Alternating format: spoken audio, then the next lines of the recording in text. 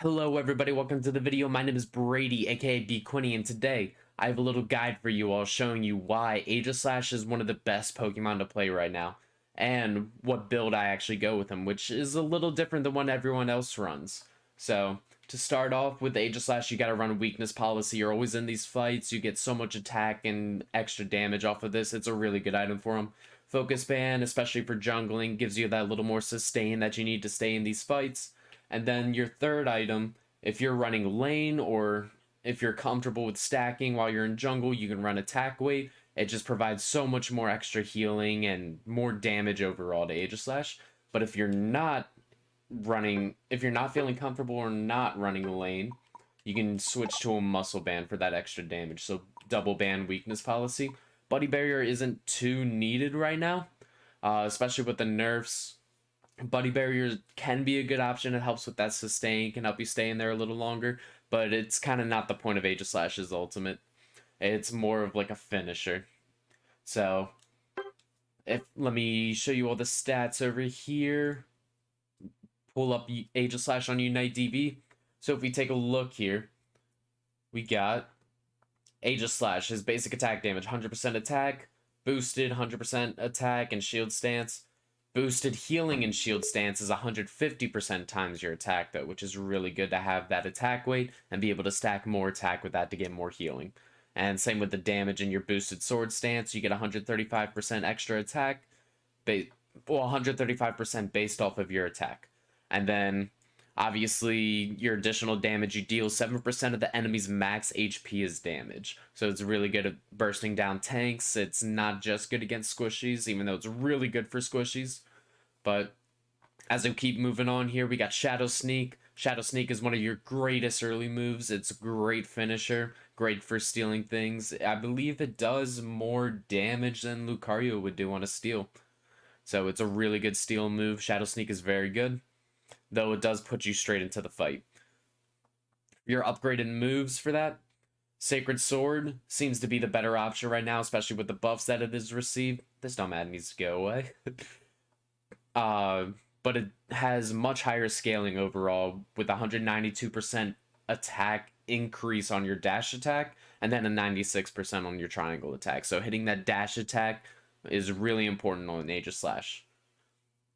And over Shadow Claw, even though Shadow Claw gives crit rate at level 11, Sacred Sword gives gives an extra 50 attack for 3 seconds after hitting enemies with the triangle attack, which seems to be more valuable, and the scaling isn't as good on Shadow Claw. The cooldowns don't necessarily matter because you'll be hitting in shield mode to reduce your Sacred Sword cooldown. And here's the interesting thing. Most people here go Wide Guard. Yes, it has better scaling, but these shield moves don't do as much damage already, and Wide Guard does really have good CC, but Iron Head just allows you to interchange between sword and shield mode constantly and just be able to output more damage, more healing, and be able to switch between them just constantly. And Iron Head 13 gives plus 10% attack for 3 seconds, while Wide Guard just reduces the cooldown by 1 second.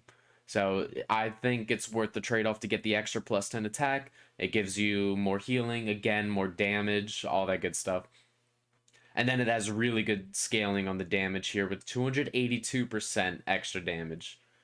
282% extra damage based off of your attack. And of course does 12% missing HP as damage as well. So Aegislash is in a very strong spot right now. Let me take it into practice real quick and I will show you exactly what I mean. Alright, so for starters, you always start off with Shadow Sneak. It just is able to do pretty much half of this Apom's health, and it gives you a boosted attack as well to follow up with its own total. You're doing about 66% of this Apom's health. So let's keep going with it. When you get up to the top lane here, it's great for stealing this Corphish as well. You let this Corphish get a little low, and then you'll be able to steal it at about half HP. Just like that. It is one of the strongest early stealing moves. And we have a little Trevenant over here. So let's increase our levels. We might as well take it all the way up to 15. So we'll take it over here on the practice dummy. Granted, Your sword attacks deal percentage damage, so the damage is going to be very off, but it's still a good way to show what this build can exactly do. So, with Iron Head, you're able to just stack up charges like this passively without even having to fight anyone. So you constantly stack these up. You can always start with at least 3. 3 is probably a good limit. If you want to go 4 in case you miss your Sacred Sword, that's okay. But generally you should be fine with just 3. So if you do that, and then you can go straight into Sacred Sword mode, and you have a bunch of boosted autos. So that did a lot more than it should have, but our DPS was very high there. Let's try this again. So it does 10,000. Granted, this guy has a lot of health, but your Sacred Sword is doing right now 2,106. So, and then let's try boosted on here. The boosted's doing 8,500. Another charge. Let's go fight this Trevenant. And we'll show you how to manage it. So you jump in with the Sacred Sword. You go shink, shink. You go into shield mode if you can't survive. And then your shield mode is able to reduce your Sacred Sword cooldown. And then if you need to, you go back into shield mode again, try to reduce the Sacred Sword cooldown, and then you just keep alternating just like that. Wide Guard, you can't do this as much because Wide Guard is a longer cooldown, and it's harder to get straight back into shield mode. Because once you're open in Sacred Sword mode, you are screwed if you do not get back straight into shield mode. Because most people have burst damage. This is a very bursty meta, but you are able to survive most of it if you stay in shield mode. But obviously, it's good to get your damage out. So you want to, generally when you switch, unless you're very low health, you generally want to go in, use a boosted. If you have to, go to shield mode, boosted until you get your Sacred Sword back, and then go in again, and you have shield mode back up. And then you can switch to Sacred Sword again.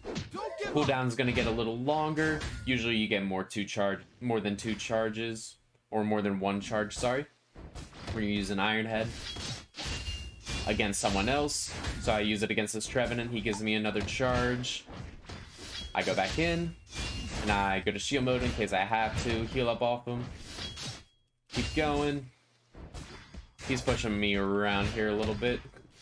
Trevenant's being a little annoying, but that's okay. That's how games are going to work, and that's why we run full healed for exactly that. So let's get straight into some gameplay now that we've shown you that. Oh, one more quick thing. So with the healing, you go into shield mode, you're healing 1,000 pretty much at level 15 every time you hit. So you get another hit. That one's only 252 because they're at full health. But you get the idea. It's about 1,000 healing per hit, and that's insane. So let's take this into a real game. Alright, so we're going to be jumping into this video right here. We're playing Aegislash with our buddy Chuckleface, playing a Hoopa up at top lane, and we have our buddy Ghoul playing Greninja in the middle. So this turned out to be a really good game. Our randoms, we actually paired really well with the Pikachu as well, as you'll see later in the game. We had a very good combo together. So actually have 2 really good lanes going on here. We got Pikachu, Squirtle down bottom, and then me and Hoopa up top. So here I try to get both of us 3.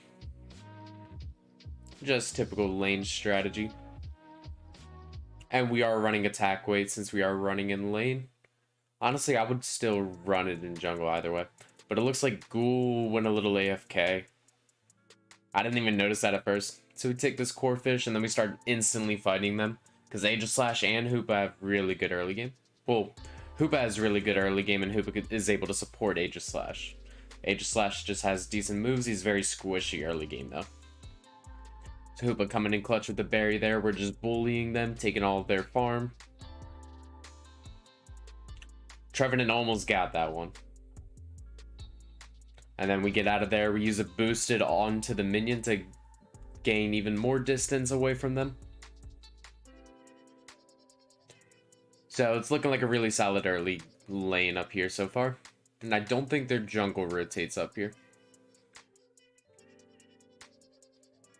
So I'm looking for a stack here. I'm not able to get it, so we just clear bees. I wait for him to use his moves, and then I finish the bees myself. And Trevenant looks like he's going to go down. He was playing aggressive for that, and I don't think he got a single one of those bees.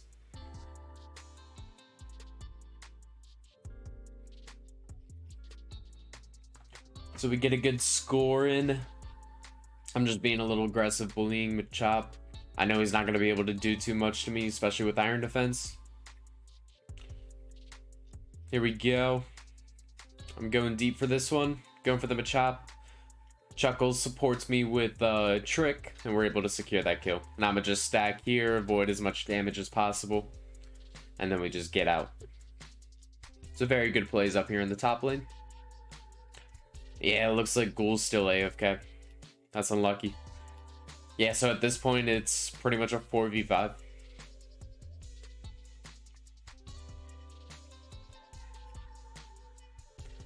It's all good here. Trevenant's a little aggressive. We're able to capitalize on that. I see Machop going to score. I'm going to do the same myself. And it looks like Pikachu's dealing with now Machoke over there. So Cinderace starts to collapse on us as well.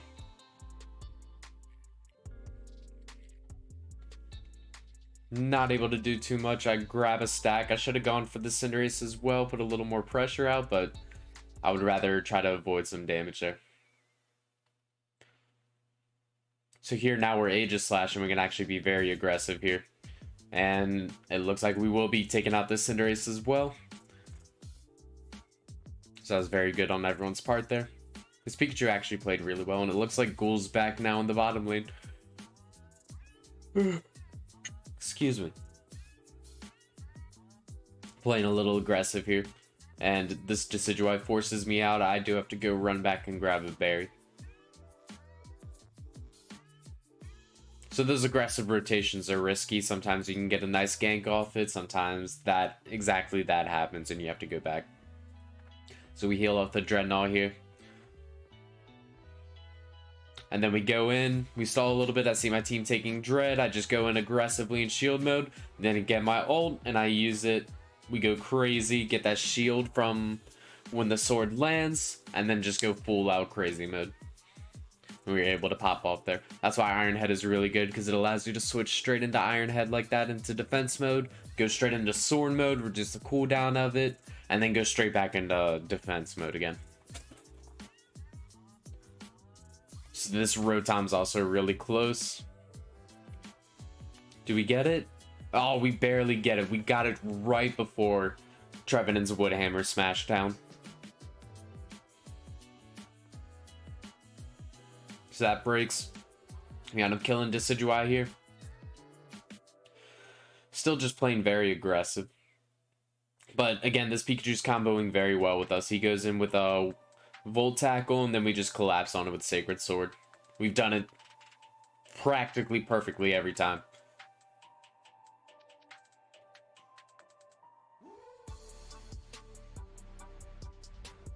So we go back here. Should be heading bottom because next Dreadnought should be spawning soon.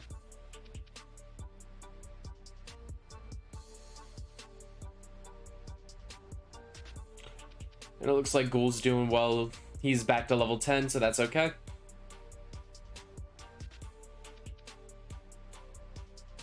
But yeah, over here we kind of just mess around, us three in this bush. Spinning, doing a little walk and everything. This is always my favorite thing to watch. It's not about the gameplay, it's about how you interact with your team.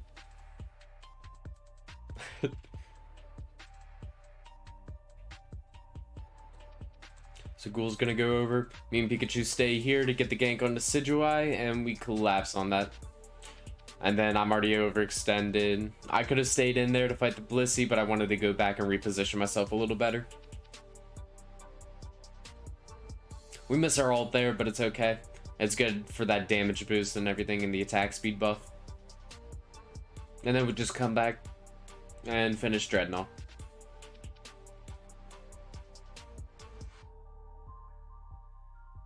So Decidueye is overextended here. I don't know what he was looking for exactly because Dreadnought was dead. So that was a little weird.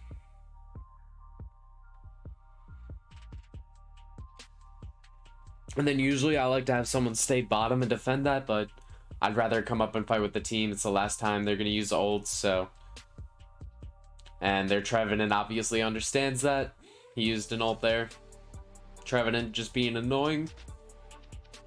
And then we see Ghoul here looking for his ult. So good stuff there. Nice, and we secure Rotom. At this point, we already have such a huge lead. I kind of want to push this Rotom in, but we don't really want to die for it too much unless we can bait an ult or even get Rotom in and kill the Ghoul. Which it looks like. So we go in. We're fighting them. This is very aggressive. We have our Trick Koopa, though, who can help us heal. We score to avoid some damage. And then we try our best to take out Decidueye, but it looks like he uses an eject button and gets out safely. But that was worth it. We got the goal down. We got the Rotom in. I fed them a little bit of experience, but it was only one death for all of that.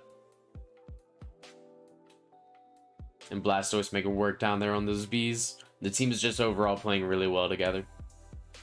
Unfortunately, not all of your games are going to go like this. I wish they would.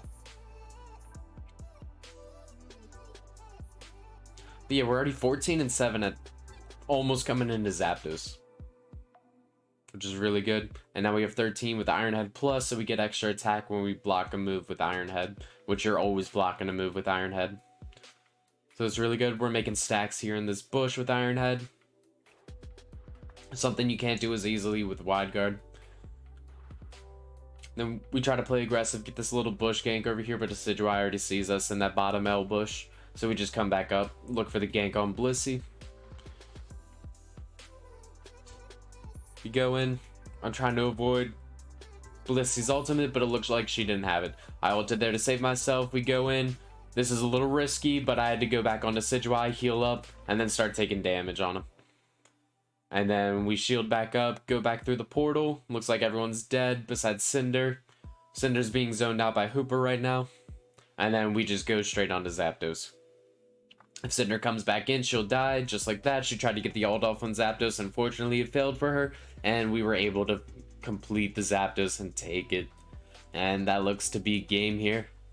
Their Blissey going up the score, but it's not going to be enough. Blissey trying to get that MVP. I respect it.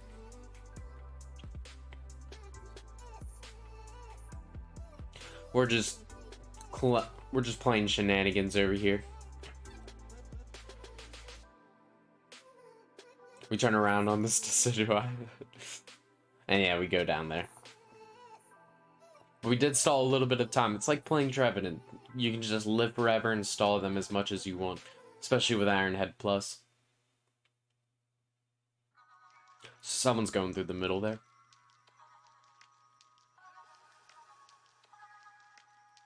You saw all that energy getting picked up, but this game looks to be about over. I don't think they even get another score in. Yeah, they killed him here. And we're back up, and we're able to just go and defend top. With Champ running for that score. See him coming along, and we just take him down. And that was a very good game by everyone, especially our Hoop. Unfortunate Ghoul was AFK for a little bit, but we managed to pull it off and bring it back. You know, with the God tier, Aegislash, Iron Head, Sacred Sword gameplay. And that's going to be the end of the video, so thank you guys so much for watching. I really appreciate it. And let me show you the stats real quick. So we got MVP, we got 212 points scored. And we were playing against Ben Speedy. Ben Speedy I just met recently, and he's actually a really nice guy. I appreciate him for being here and showing up in my stream that day. And we should be showing the stats here.